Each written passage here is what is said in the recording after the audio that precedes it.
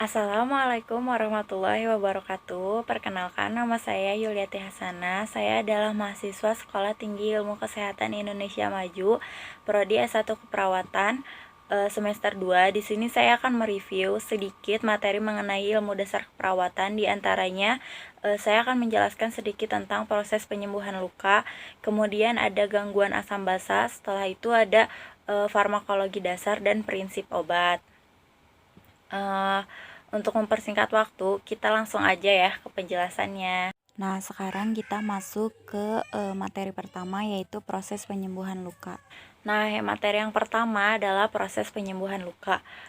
Sebelumnya pasti teman-teman kayak nanya, apa sih luka itu? Nah, luka adalah rusaknya integritas jaringan atau organ yang disebabkan oleh berbagai jenis cedera. Kemudian setelah terjadi luka, apa sih yang diakibatkan dari luka tersebut? Nah, luka itu mengakibatkan hilangnya fungsi sebagian atau seluruh organ atau jaringan. Nah, yang ditimbulkan dari luka itu ada pendarahan, terus kematian sel, terus luka juga menyebabkan infeksi juga ya. Setelah kita mengetahui apa luka, di sini kita juga harus mengetahui apa saja sih jenis-jenis luka. Yang pertama itu ada luka sayat. Nah, luka sayat ini menyebabkan area kulit itu terpotong. Biasanya sih disebabkan oleh benda tajam seperti misalkan kayak kita kegores sama pisau kayak gitu. Nah, terus ada luka tertutup. Nah, luka tertutup ini biasanya adalah luka yang terdapat di jaringan bawah kulit. Nah, biasanya itu berupa cedera pada tulang atau ligamen yang patah atau retak dan terjadi pergumpalan darah. Nah, kalau misalkan luka tertutup ini biasanya itu terjadi pada seseorang yang mengalami fraktur tulang tertutup. Nah, kemudian ada luka lecet. Nah, luka lecet apa sih luka lecet? Nah, luka lecet itu luka yang disebabkan karena kita tuh terjatuh atau bergesekan dengan benda kasar, misalkan kayak kita bergesek sama tembok kayak gitu. Kalau luka lecet itu nggak terlalu kayak bahaya gitu sih. Selanjutnya itu ada vulnus amputatum. Nah, vulnus amputatum ini adalah luka yang disebabkan oleh terputusnya salah satu bagian tubuh. Nah, biasanya itu disebut amputasi. Nah, yang kedua itu ada luka bakar. Nah, luka bakar ini adalah luka yang disebabkan akibat rusaknya jaringan kulit akibat kayak radiasi, temis, terus akibat bahan kimia, terus akibat kayak elektrik. Pasti teman-teman udah pada tahu kan kayak luka bakar itu kayak gimana. Nah, selanjutnya itu ada vulnus porphyranum. Nah, ini tuh luka yang disebabkan oleh kayak tembus jadi lukanya itu tembus dan merobek dua sisi tubuh. Nah, itu tuh biasanya itu disebabkan oleh kayak panah, tombak kayak gitu. Nah, ini tuh jadi misalkan kayak kita tuh kayak kepanah dari sini tembus ke sini. Nah, di sini juga ada luka berdasarkan waktu penyembuhan luka. Nah, terdiri dari beberapa, yaitu ada luka kronis dan ada luka akut. Nah, kalau misalkan luka akut ini luka yang proses penyembuhannya itu tidak ada kendala, jadi sesuai dengan konsep penyembuhan luka. Kemudian ada luka kronis. Nah, kalau luka kronis ini biasanya tuh terjadi akibat faktor eksogen dan endogen dalam tubuh, sehingga adanya beberapa kegagalan dalam proses penyembuhannya. Jadi proses penyembuhannya itu ada kendala gitu. Selain itu, di sini juga ada luka berdasarkan tingkat kontaminasi. Nah, yang pertama itu luka bersih. Kalau luka bersih ini biasanya tuh luka akibat tindak operasi dengan teknik steril. Nah, kemudian ada luka bersih kontaminasi. Nah, ini tuh biasanya tuh luka yang terjadi akibat benda tahan. Nah, biasanya tuh terjadi pada lingkungan yang tidak steril. Nah, misalkan kayak contohnya tuh kayak operasi usus halus kayak gitu. Kemudian ada luka kontaminasi. Nah, kalau luka kontaminasi ini adalah luka yang disebabkan oleh lingkungannya yang kotor gitu. Kemudian ada luka infeksi. Kalau luka infeksi ini biasanya tuh luka yang disertai adanya kerusakan jaringan gitu. Nah, di sini ada lapisan-lapisan kulit. Yang pertama itu lapisan epidermis. Lapisan epidermis itu lapisan terluar kulit. Kemudian ada lapisan dermis. Lapisan dermis itu adalah lapisan kulit setelah epidermis, jadi lebih dalam dari epidermis. Kemudian yang terakhir itu ada subkutan. Nah, subkutan ini lapisan terdalam dari kulit kita. Ini juga ada luka berdasarkan kedalaman dan luasnya. Yang pertama itu ada luka superfasial atau disebut stadium 1. Nah, luka ini luka yang terjadi pada lapisan epidermis kulit kita. Kemudian ada luka partial thickness atau disebut juga stadium 2. Nah, ini tuh adalah hilangnya epidermis dan bagian atas dermis. Nah, luka ini terjadi 2 tahap. Tahap pertama itu, luka itu tampak berwarna kemerahan dan belum nampak lapisan epidermis. Kemudian ada tahap kedua. Tahap kedua ini adalah lapisan epidermisnya itu udah hilang sampai ke lapisan atas dermis. Nah, di sini juga ada luka full thickness. Nah, luka full thickness ini adalah luka dengan kondisi jaringan kulit yang sudah hilang pada lapisan epidermis, dermis, terus fasial, otot, terus subkutannya itu udah hilang. Jadi ini tuh udah paling parah banget. Nah, ini tuh terbagi menjadi 2 stadium. Yang pertama itu full thickness stadium 3. Nah, full thickness stadium 3 ini adalah luka yang mengakibatkan hilangnya seluruh kulit hingga kerusakan atau nekrosis jaringan subkutan. Kemudian itu ada full thickness stadium 4. Nah, ini tuh adalah luka yang sudah kerusakannya itu udah meluas. Jadi lukanya itu udah mencapai tendon, tulang, otot kayak gitu. Nah, setelah kita mengetahui jenis-jenis luka, kita juga harus tahu apa aja sih yang mempengaruhi luka itu. Di sini tuh ada beberapa hal yang mempengaruhi penyembuhan luka. Yang pertama itu umur. Umur itu udah jelas banget ya mempengaruhi luka. Jadi pasien dewasa dan anak-anak itu lebih mudah untuk sembuh dibandingkan pasien lansia gitu. Kemudian di sini ada nutrisi. Kayak teman-teman tuh mungkin kayak nggak, nutrisi itu ngaruh nggak sih kayak gitu. Nah, sebenarnya tuh nutrisi itu sangat mempengaruhi mempengaruhi penyembuhan luka, karena kalau misalkan nutrisi kitanya tidak terpenuhi, udah otomatis kayak pembentukan epitel sel baru dalam tubuh kita tuh bakalan terhambat juga. Jadi kayak kita tuh untuk menyembuhkan luka tuh kayak butuh protein, vitamin C, vitamin A, mineral kayak gitu. Kemudian di sini ada medikasi atau obat-obatan. Nah, kalau misalkan si pasien yang kita hadapin itu dia mengkonsumsi obat kayak golongan steroid, aspirin, heparin, atau anti kanker, ini tuh udah jelas-jelas menghambat banget buat penyembuhan lukanya. Nah, di sini juga ada sistem kekebalan tubuh atau imunitas. Nah, kalau misalkan imunitas kitanya lemah, itu tuh sangat berpengaruh banget terhadap kondisi luka. Atau misalkan kayak pasiennya itu dia menderita HIV atau AIDS, itu tuh udah otomatis kayak menghambat banget untuk penyembuhan lukanya.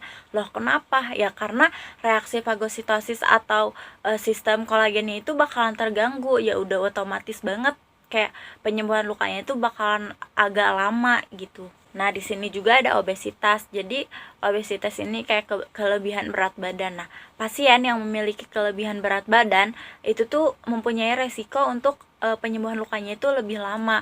Loh, kenapa sih gitu kan? Karena si suplai darah pada jaringan lemaknya itu tidak adekuat. Jadi kayak lama gitu untuk mencapai si suplai darahnya buat ke lemaknya itu lama gitu.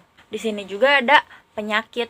Kalau misalkan pasiennya itu dia menderita penyakit kayak DM, gagal ginjal, terus ada luka yang berhubungan dengan imunitas. Nah, itu tuh atau ada luka yang infeksi gitu, itu udah otomatis banget kayak penyembuhan lukanya itu bakalan lama karena emang dia punya penyakit tertentu gitu. Nah, yang terakhir itu ada gaya hidup. Jangan kayak teman-teman pikir gaya hidup itu nggak mempengaruhi buat penyembuhan luka kita.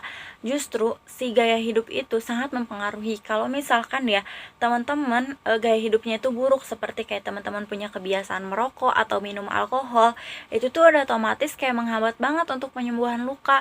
Terus kayak kenapa sih kok bisa menghambat? Ya karena merokok atau minum alkohol itu menyebabkan aliran darah di dalam tubuh kita itu tidak lancar.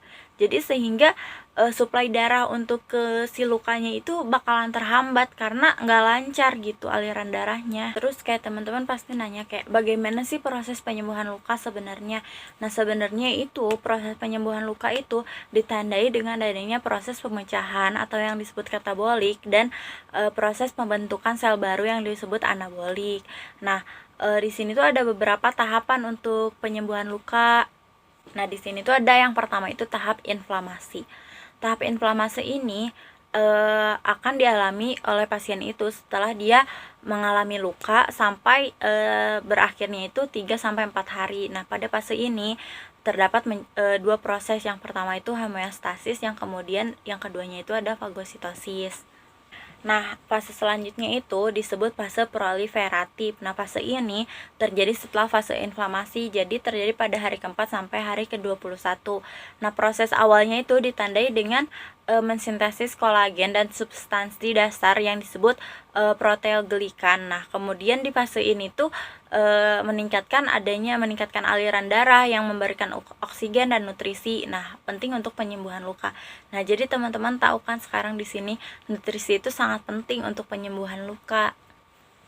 Nah, yang terakhir itu ada fase maturasi. Jadi fase ini tuh fase terakhir terjadi pada hari ke-21 sampai si lukanya itu sembuh. Nah, pada fase ini, jadi si fibroblast itu akan terus-menerus mensintesis kolagen, kemudian bekas luka itu akan mengecil, kehilangan elastisitas, dan akan meninggalkan bekas putih. Nah, ini tuh udah kayak fase bentar lagi tuh udah sembuh gitu. Pasti kayak teman-teman tuh bakalan nanya gitu, kayak gimana sih kita tuh untuk mencapai penyembuhan luka yang optimal. Kadang kita kan gak tahu si luka itu udah sembuh atau enggak. Nah, biar teman-teman tahu, luka itu dikatakan sembuh itu jika kontinuitas pada lapisan kulit dan kekuatan jaringan kulitnya itu udah mampu beraktivitas normal lagi. Misalkan kayak kalian tuh luka disikut di sini kan, kadang kayak kalau misal luka disikut kayak gini tuh diginiin tuh sakit gitu kan. Nah, kalau misalkan diginiin udah nggak sakit, terus kayak udah nggak ngaruh, kayak ngerasa ada perluasan luka kayak gimana, nah itu tuh udah disebut sembuh. Nah, sekarang kita masuk ke materi kedua, yaitu gangguan asam basa. Pasti di sini kayak teman-teman kayak nanya kayak apa sih gangguan asam basa itu. Nah, gangguan asam basa itu adalah kondisi di mana kita ketika kadar asam atau kadar basa di dalam darah kita itu tidak seimbang. Nah, lalu gimana sih biar kita tahu kalau misalkan kadar asam basa di dalam tubuh kita tuh seimbang atau enggak? Nah, gini, keasaman atau kebasaan suatu larutan itu ditandai dengan ion hidrogen di dalamnya. Nah, sedangkan kadar asam basa itu di dalam darah diukur dengan skala pH. Nah, pH normalnya itu sekitar 7,35 sampai 7,45. Nah, ketika seseorang memiliki pH di dalam tubuhnya itu adalah kurang dari 7,35, maka itu tuh terlalu asam dan disebut asidosis. Dan sebaliknya, ketika seseorang pH-nya itu melebihi 7,45, maka itu tuh terlalu basa dan disebut alkalosis gitu. Lalu kayak teman-teman pasti nanya kayak faktor apa aja sih yang mempengaruhi asam basa? Nah, gini, faktor yang mempengaruhi asam basa itu sebenarnya tuh banyak ya teman-teman. Di antaranya tuh seperti kayak gini contohnya, pemberian asam melalui makanan yang terlalu banyak. Jadi kita mengkonsumsi makanan atau minuman yang mengandung kadar asam terlalu tinggi. Kemudian ada juga penambahan secara endogen dari hasil metabolisme seperti kelebihan asam laktat. Kemudian ada juga penambahan secara endogen melalui yang tidak psikologis, biasanya itu oleh penderita DM. Kemudian ada juga pengeluaran asam basa oleh ginjal dan usus yang tidak lancar. Kemudian pengeluaran H2CO3 oleh paru-paru yang terhambat. Kemudian ada juga pembentukan asam yang dalam jumlah besar oleh sel-sel lambung. Nah, semua itu mempengaruhi kadar asam basa di dalam tubuh kita. Terus kayak teman-teman, sebenarnya apa aja sih gangguan asam basa itu gitu kan? Sebenarnya itu gangguan asam basa itu banyak. Nah, diantaranya itu ada ini nih, asidosis respiratorik. Nah, asidosis respiratorik ini adalah peningkatan kadar asam karbonat di dalam tubuh kita. Nah, hal ini tuh berhubungan dengan peningkatan CO2 di dalam plasma akibat kurangnya ventilasi. Nah, asidosis ini tuh terbagi menjadi dua. Yang pertama itu asidosis yang terjadi secara tiba-tiba atau akut, dan ada juga dalam jangka panjang yang disebut kronis gitu. Kayak apa sih penyebabnya asidosis respiratorik itu? Nah, penyebabnya itu biasanya itu disebabkan oleh penyakit paru-paru atau kondisi lain yang mempengaruhi fungsi paru-paru dalam pembuangan karbon dioksida. Nah, selanjutnya itu ada asidosis metabolik. Nah, ini tuh adalah defisit karbohidrat. Gejalanya itu biasanya tuh si penderitanya itu memiliki pernapasan beraroma buah. Nah, biasanya itu terjadi pada penderita DM, terus pada penderita anoksida jaringan. Jadi terjadi penimbunan asam laktat. Kemudian biasanya pada orang yang lagi diare, kemudian ada juga pada orang yang memiliki gangguan ginjal. Apa sih penyebab dari asidosis metabolik ini? Sebenarnya asidosis metabolik ini tuh terbagi menjadi beberapa jenis. Nah, jadi penyebabnya itu beda-beda. Nah, yang pertama itu ada asidosis diabetik. Nah, ini tuh disebabkan oleh kurangnya insulin di dalam tubuh kita. Nah, jadi biasanya itu terjadi pada orang yang penderita DM. Kemudian ada juga asidosis hiperkloremik. Nah, kalau ini tuh terjadi akibat kurangnya kadar natrium bikarbonat di dalam tubuh kita. Nah, biasanya itu terjadi pada orang yang lagi diare. Kemudian ada juga asidosis laktat. Nah, ini tuh kelebihan asam laktat ya, teman-teman. Biasanya itu terjadi pada orang yang mengkonsumsi alkohol, terus dia punya kanker, terus dia punya gagal jantung, dan banyak lagi sih penyebabnya.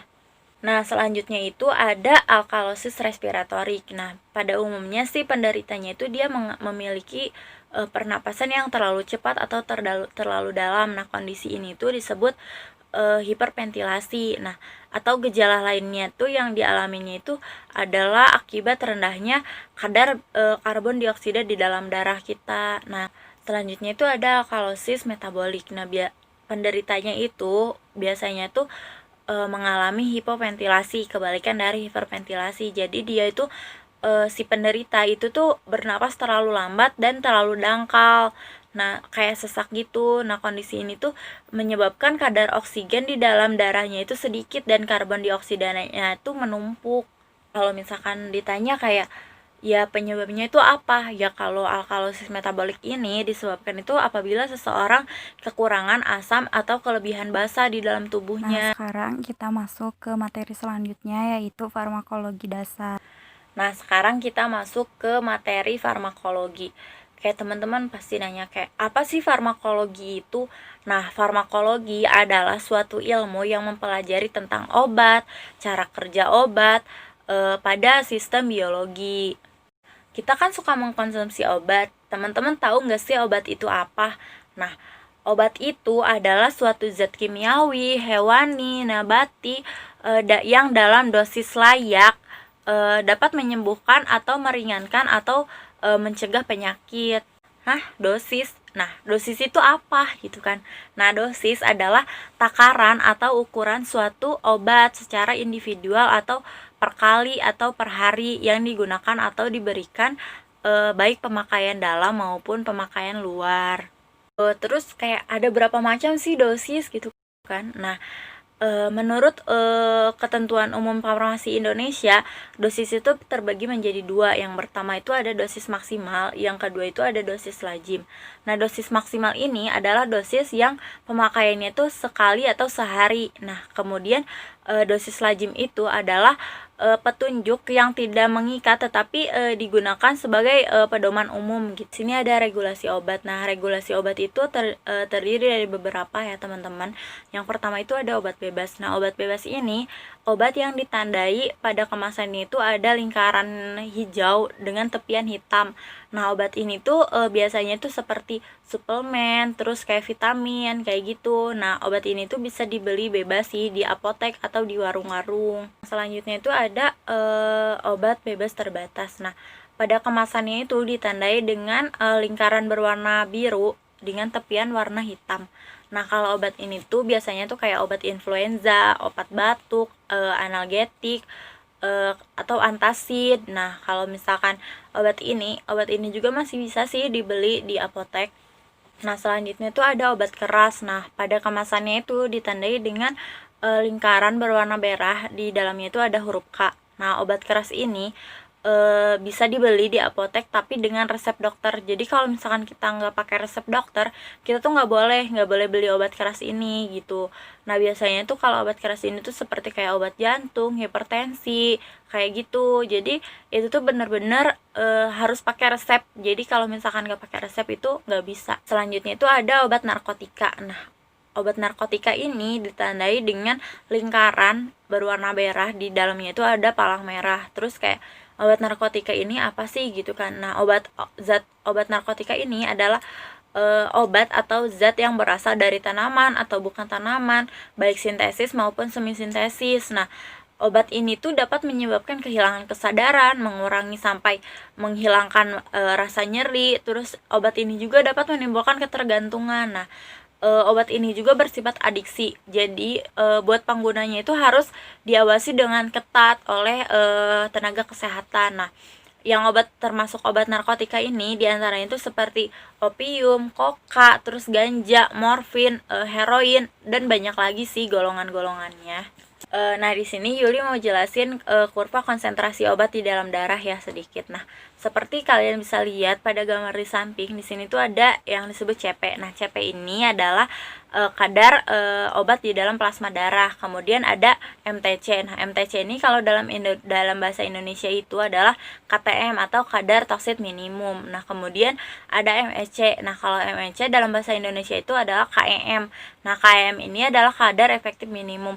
Jadi, ketika obat bekerja di dalam tubuh kita, di dalam darah kita itu tidak boleh melebihi kadar efektif minimum. Ketika obat bekerja melebihi kadar efektif minimum, itu tuh disebut overdose, berarti dia itu sudah melewati kadar toksit minimum. Jadi si obatnya itu udah nggak bisa dibilang obat lagi yang bisa menyembuhkan, mengurangi atau meringankan, tapi obat ini itu udah berubah menjadi racun. Jadi proses absorpsi dan eliminasi obat. Nah, yang pertama tuh kalian bisa lihat kan di sini ada lifetime. Nah, lifetime ini adalah waktu tunda obat setelah diberikan kepada pasien. Nah, biasanya tuh dipengaruhi oleh beberapa faktor. Nah, biasanya tuh oleh faktor dari komposisi obat tersebut. Biasanya tuh kayak si obatnya itu larut air atau enggak, larut lemak atau enggak kayak si obatnya itu ke gastrik atau enggak, terus atau enggak kayak si pasiennya itu memiliki gangguan absorpsi obat atau enggak, kayak gitu. Terus di sini ada Tmax. Nah, Tmax ini adalah waktu obat untuk mencapai Cmax. Nah, Cmax ini adalah waktu konsentrasi maksimal obat di dalam darah. Kemudian ya kalian di sini bisa lihat kan ada area yang diarsir abu. Nah, area yang diarsir abu ini disebut AUC atau area under curve. Nah, area under curve ini adalah untuk kita bisa tahu bioavailabilitas atau ketersediaan hayati obat di dalam tubuh kita. Nah, di sini ada perjalanan obat di dalam tubuh kita. Nah, jadi setelah obat kita minum, obat itu mengalami proses penyerapan atau yang disebut absorpsi. Nah, absorpsi ini jadi si obat masuk ke dalam darah. Nah, kemudian setelah si obat masuk ke dalam darah, masuk ke fase distribusi. Nah, fase distribusi ini adalah si obat disebarkan ke seluruh tubuh melalui darah. Kemudian setelah disebarkan ke seluruh tubuh, si obat ini akan dimetabolisme oleh organ tertentu. Biasanya sih dimetabolismenya itu oleh hati yang disebut biofarmasi. Nah, pada proses ini tuh disebut proses metabolisme. Nah, kemudian setelah dimetabolisme, si obat ini akan mengalami eliminasi atau ekskresi. Jadi si sisa metabolismenya itu akan dikeluarkan oleh tubuh. Nah, biasanya itu melalui ginjal atau hepar, kayak gitu. Pada dasarnya, sebagian besar obat itu memberikan efek karena dia itu berinteraksi dengan protein. Nah, seperti contohnya itu kayak mediator reseptor, terus kayak kanal ion, terus kayak enzim, terus beberapa molekul kecil lainnya.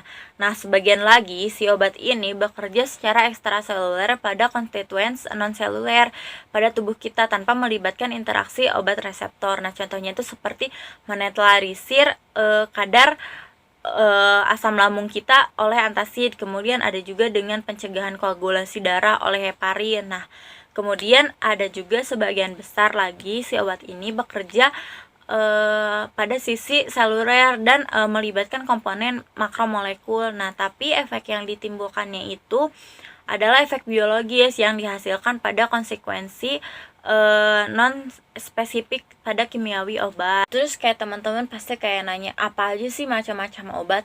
Nah, macam-macam obat itu sangat banyak ya teman-teman. Kalau misalkan Yuli jelasin satu-satu itu pasti nggak akan cukup di sini. Nah, Yuli tuh di sini kasih beberapa contoh macam-macam obat aja ya. Di sini Yuli kasih obat antiinflamasi. Nah, inflamasi itu apa sih?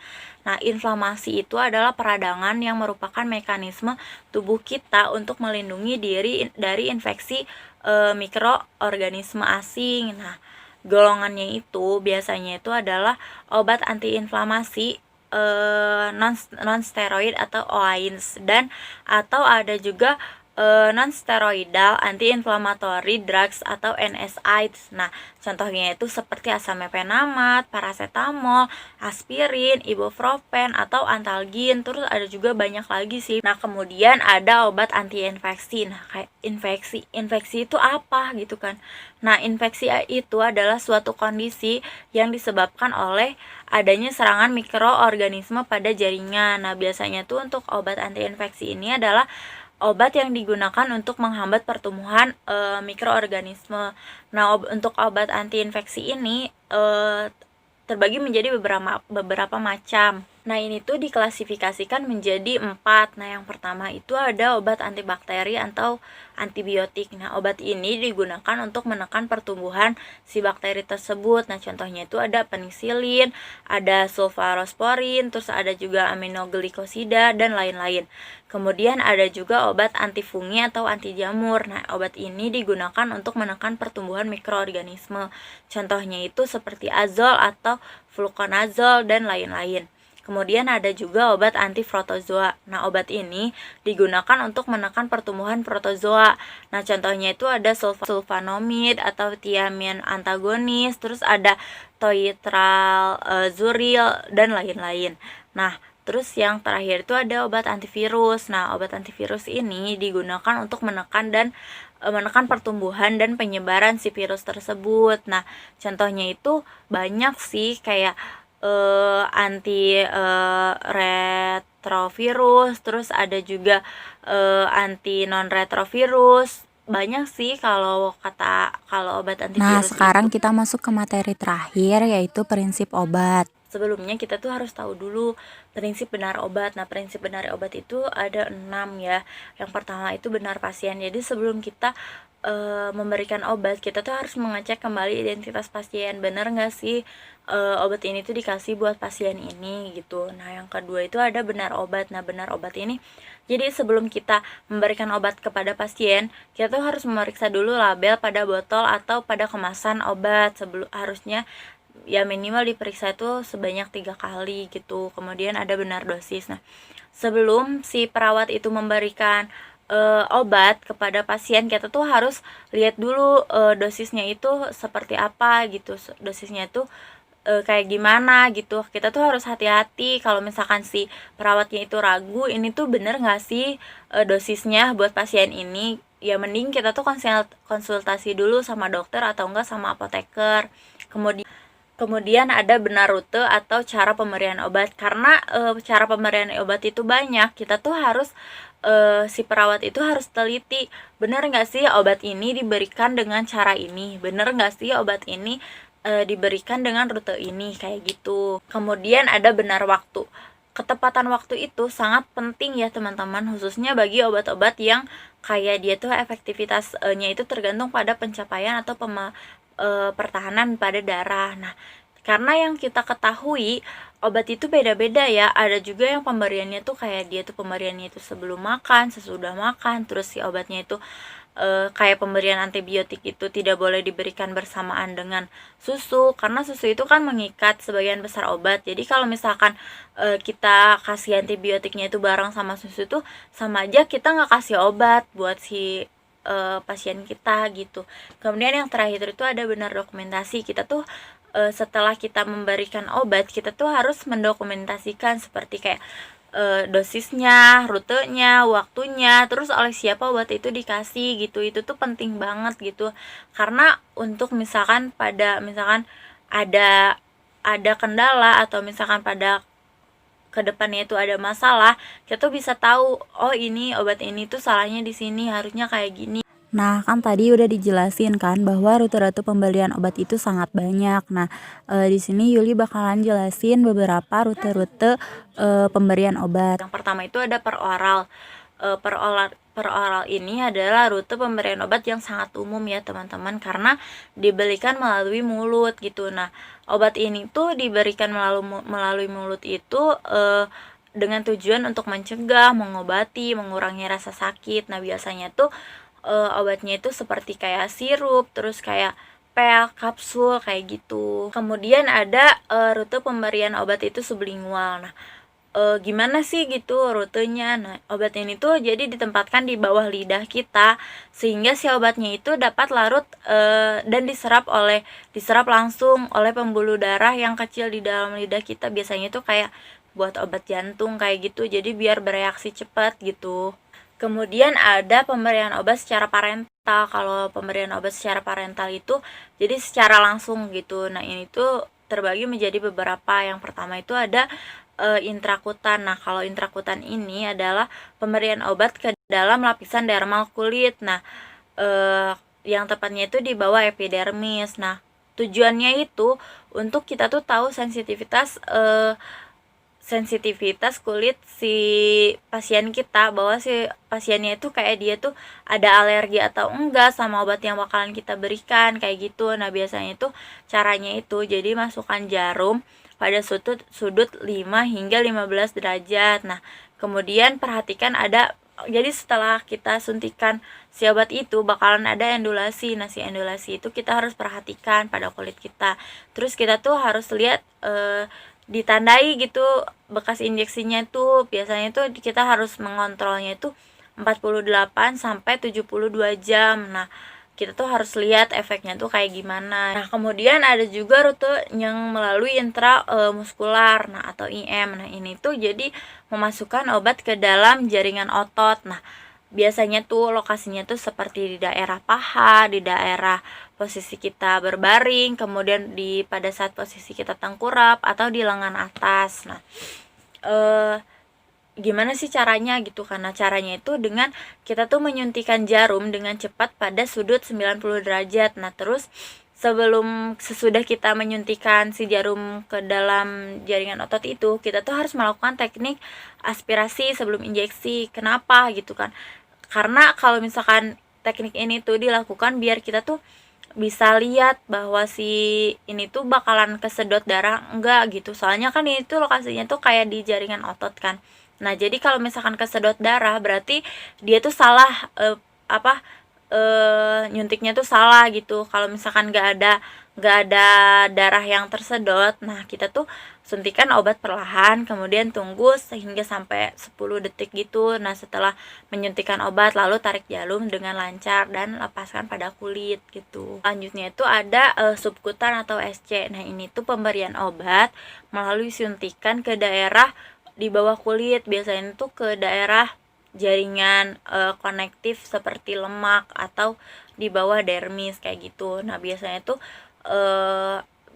itu SC itu dilakukan untuk kayak penyuntikan vaksin, terus penyuntikan insulin kayak gitu. Nah, lokasinya itu biasanya itu di bawah perut, terus kayak di lengan atas, terus di 1/3 bagian bahu, terus pada paha atas sebelah luar kayak gitu.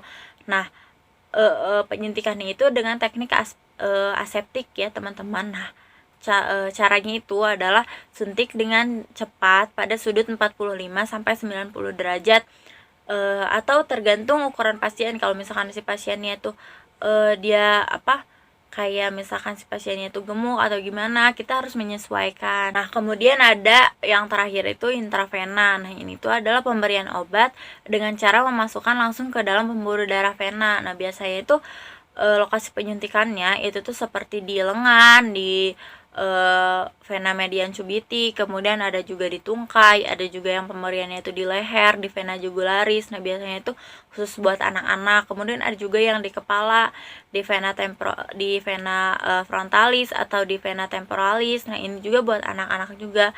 Nah, kalau ini tuh sudutnya itu sekitar 25 derajat. Nah, gambar ini adalah lokasi-lokasi penyuntikan sama derajat-derajatnya seperti yang udah tadi Yuli jelasin sebelumnya. Kemudian ada juga pemberian obat secara inhalasi. Nah, pemberian obat secara inhalasi ini adalah pemberian obat ke dalam saluran pernapasan dengan cara inhalasi langsung. Nah, biasanya itu kayak buat obat asma yang langsung dihirup gitu loh teman-teman. Kemudian ada juga pemberian obat secara topikal atau pemberian obat secara topikal ini secara obat lokal ya. Jadi obat luar gitu. Biasanya tuh kayak tetes mata, terus salep, terus kayak tetes telinga kayak gitu. Terus ada juga di sini ada intravaginal. Intravaginal ini adalah pemberian obat melalui vagina. Jadi si obatnya itu dimasukin ke vagina gitu. Nah, kemudian di sini ada pemberian obat dengan rute rektal, yaitu pemberian obat melalui rektal. Jadi si obatnya itu dimasukin ke rektal. Nah, caranya tuh gimana? Nah, caranya tuh gini. Jadi si pasien kita tuh harus ngarahin pasien dengan posisi berbaring ke arah kiri dengan posisi sim, dengan kaki kanan itu ditekuk. Kemudian berikan lubrikasi pada jari telunjuk kita atau pada ujung obat. Kemudian kita tuh instruksikan si pasiennya itu untuk tarik napas. Nah, untuk apa sih gitu? Nah, ini tuh untuk merelaksasi sphincter pada anal. Kemudian kita masukkan obat pada rektal dengan lembut. Nah, kemudian instruksikan pasien untuk berbaring rata atau miring secara selama 5 menit gitu. Akhirnya selesai. Nah, makasih ya buat teman-teman yang udah nonton video ini. Semoga bermanfaat. Mungkin sekian ya penjelasan dari Yuli. Mungkin kita kapan-kapan kita bakalan bahas materi lainnya lagi ya. Nah, mohon maaf ya apabila banyak kesalahan dalam pengucapan kata atau apa gitu, karena Yuli masih proses belajar. Sebelumnya dan sesudahnya terima kasih. Wassalamualaikum warahmatullahi wabarakatuh. Sampai ketemu lagi di penjelasan selanjutnya, teman-teman. Dadah, terima kasih.